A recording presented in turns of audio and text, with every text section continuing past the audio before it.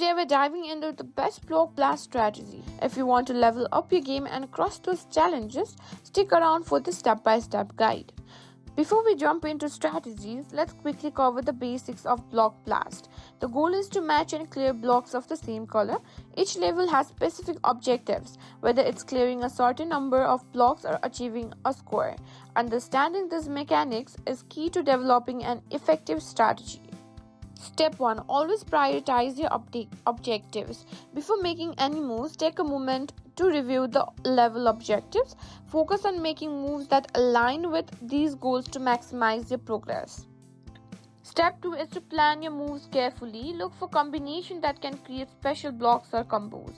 Always think a few moves ahead.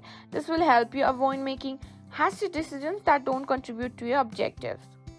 Step 3. Manage your board space effectively. Avoid making moves that clutter the board. Keep an eye on potential matches that can free up space and help you make better combinations. Next step is to join communities for tips and tricks.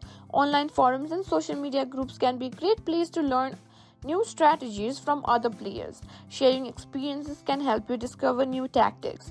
And there you have it, the best block blast strategy. If you found this video helpful, don't forget to like, share and subscribe to our channel.